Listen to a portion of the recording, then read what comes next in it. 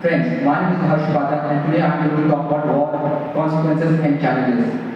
Friends, we all know that in recent times there has been too many wars going all around the world. The war between Vietnam and USA, the war between China and Russia on the terms of tariffs, and the war between the various nations. Friends, I want to say that war is a human nature. We cannot sustain on this planet without going war with each other. It's like a psychology. But the problem is that the main question arises, why are we war? Why do we fight with each other? And when this question is arised, the answer is given. We fight for peace. Sometimes we fight for our own selfish motives. Sometimes we fight for other things like oil, economic and other resources.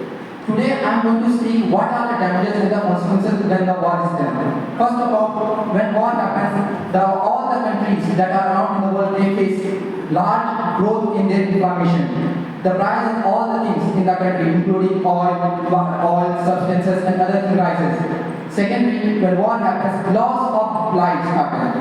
People fight with each other, they kill each other, and thus many lives are lost in war. Third thing is that when war happens, there is very chance of diseases that are spread all across the continent. Because due to war, there is a poor medical and healthcare facilities that are provided to the nation.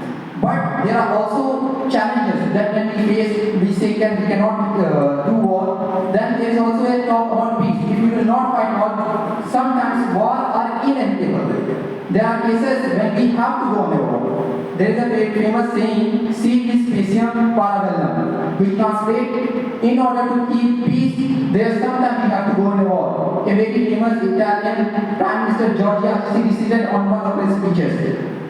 I am saying that war is sometimes inevitable. Maybe some fight for the goodness of the people.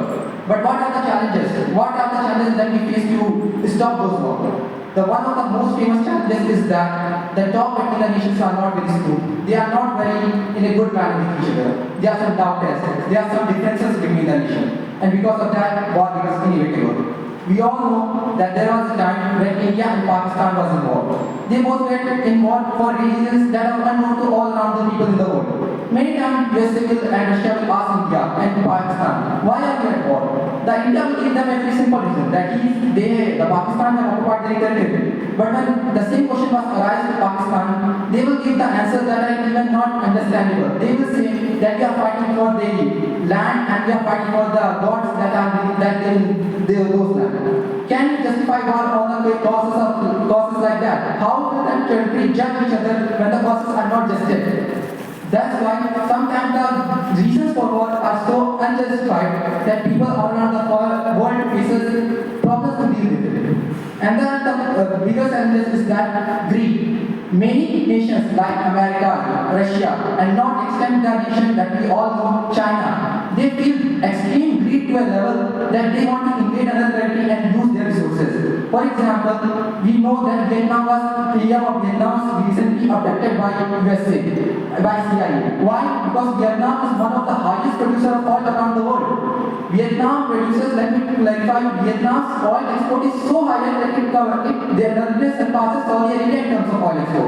So, because of that, Iran, Vietnam, they both are being captured by USA. Then comes another thing.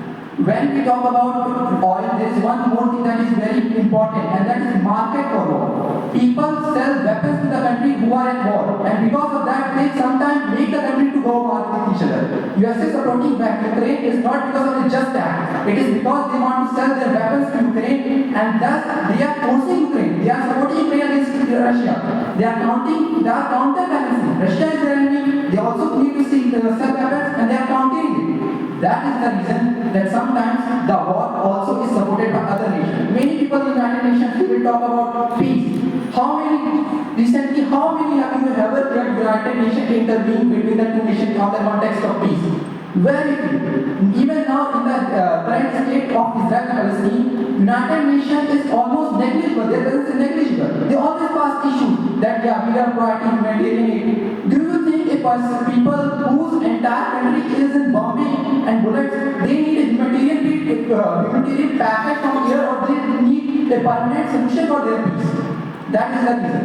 Thus, I am saying that we need a proper reason to go to war. We also nation to be at peace, and we also need a proper methods and talks between the nation to keep the peace. Thank you for listening to me. My name is Ashwat. Thank you.